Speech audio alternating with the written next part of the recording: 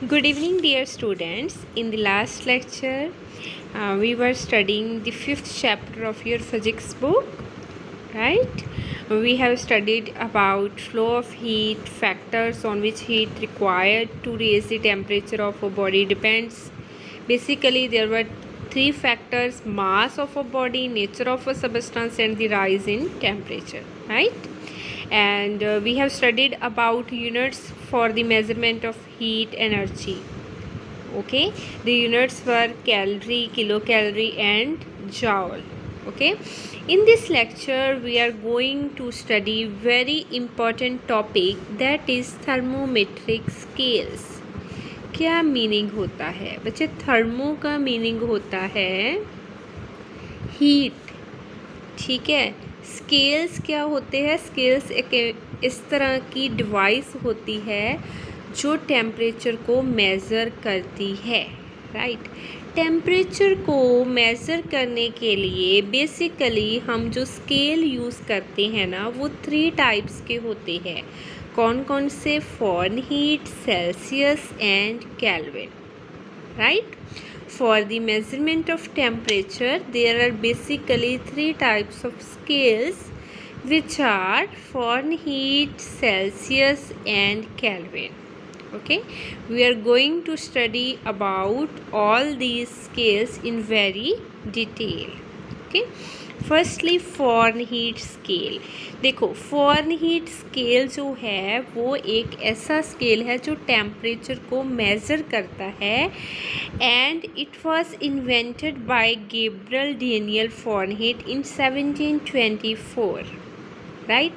इसकी जो रेंज होती है ना बच्चे, इसकी जो रेंज होती है वो होती है 32 डिग्री फ़ारेनहीट से 212 डिग्री फ़ारेनहीट। वाटर फ्रीज होता है ना जैसे 0 डिग्री सेल्सियस में, लेकिन फ़ारेनहीट स्केल में देखें तो वाटर फ्रीज होता है 32 डिग्री फ़ारेनहीट में। जैसे वाटर बॉयल होता है 100 डिग्री सेल्सियस पे, लेकिन अगर हम फ़ारेनहीट स्केल में देखें तो वो बॉयल होता है 212 डिग्री फ़ारेनहीट पे, राइट। इसकी जो डिविज़न्स है, कितनी डिविज़न्स हो गई टोटल? देखो, 212 से आप 32 को माइनस कर दो तो कितनी डिविज़न्स बन जाएगी? 180 डिविज़न्स होती है इसकी। Clear about Fahrenheit scale? Alright, now moves to the next scale, that is Celsius. Celsius जिसकी हम अभी बात कर रहे थे, इसका जो वाटर फ्रीज होता है 0 डिग्री सेल्सियस पे, और अगर हम सेल्सियस स्केल में बॉइलिंग पॉइंट देखेंगे वाटर का, वो होता है 100 डिग्री सेल्सियस। ओके, नॉर्मली तो इसकी डिविज़न्स तो 100 हो गई। देखो, 100 से 0 को माइनस कर दिया, 100 होगी। लेकिन अगर मोर सेंसिटिव थर्मोमीटर आपने देखने हैं तो उसकी डिवीज़न 200 डिविज़न्स भी हो सकती है। उसमें हाफ डिग्री सेल्सियस की जो होगी वो एक डिवीज़न होगी, ठीक है।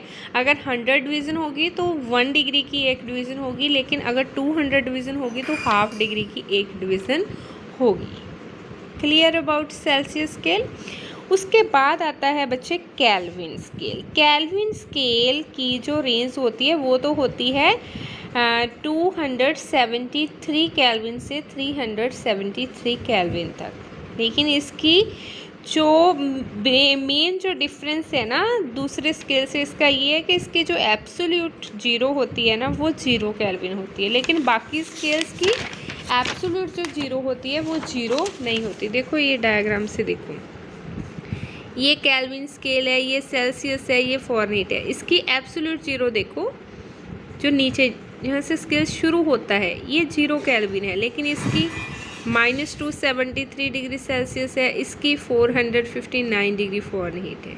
लेकिन जो देखो बॉइलिंग पॉइंट सेल्सियस में 0 डिग्री सेल्सियस होगा, sorry freezing point Celsius scale में 0 डिग्री सेल्सियस होगा, फ़ारेनहीट स्केल में 32 होगा, लेकिन केल्विन स्केल में 273 केल्विन होगा। बॉइलिंग पॉइंट की बात करें तो सेल्सियस स्केल में आप देखोगे 100 डिग्री सेल्सियस है, लेकिन फ़ारेनहीट स्केल में इतना है 212 degree Fahrenheit, and kelvin scale में वो है 373 kelvin. This is the basic difference between these 3 scales.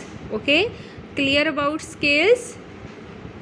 clear about scales. Basically for the measurement of temperature there are 3 scales: Fahrenheit scale, degree Celsius and kelvin scale. Kelvin के ऊपर आपने degree नहीं डालनी, जैसे यहाँ पे डिग्री लिखते हैं ना, ठीक है, सेल्सियस और फॉरेनहीट में, लेकिन केल्विन के केस में आपको डिग्री नहीं निकालनी है, लिखनी नहीं है डिग्री, ठीक है, केल्विन ही बोलना है इसको, ये इम्पोर्टेंट बात है।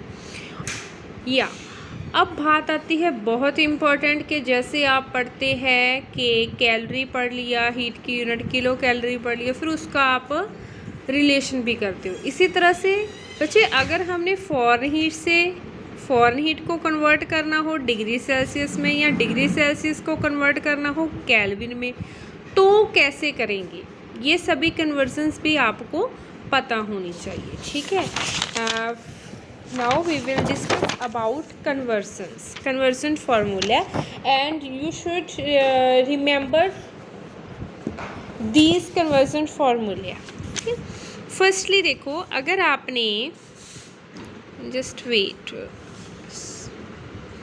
screen is not visible for me, just wait.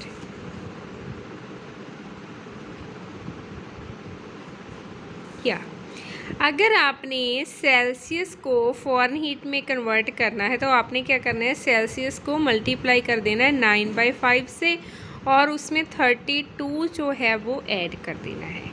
लेकिन अगर आपने इससे रिवर्स करना है कि फॉरेनहीट से सेल्सियस को कन्वर्ट करना है, तो फॉरेनहीट से 32 माइनस करके आपने उसको 5/9 से मल्टीप्लाई कर देना है। इससे अपोजिट है, देखो 32 इधर जाके माइनस हो जाएगा, ये 9/5 है, ये इधर जाके 5/9 हो जाएगा, बिल्कुल उसका अपोजिट हो जाएगा, 32 माइनस हो जाएगा और ये 9/5 है, यहाँ पे जाकर 5/9 बन जाएगा। ये तो कन्वर्सन हो गई सेल्सियस और फॉरेनहीट की। अगर आपने सेल्सियस और केल्विन की कन्वर्सन करनी है तो सिंपल है, सेल्सियस के साथ ऐड कर दो 273.15 छोड़ भी सकते हैं। अगर माइनस कर दो तो केल्विन सेल्सियस में बन जाएगा, ठीक है। अब बात आती है फॉरेनहीट से kelvin.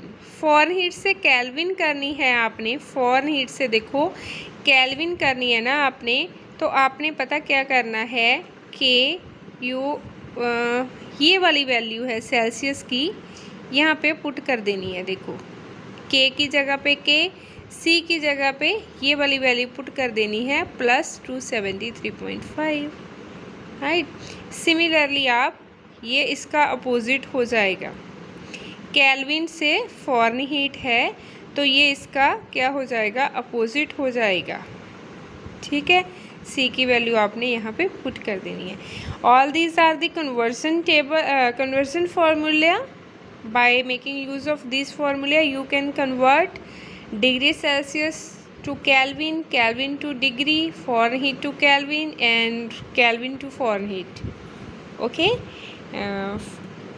Today's homework is set. You have to revise this topic. Okay. Thank you. Have a nice day.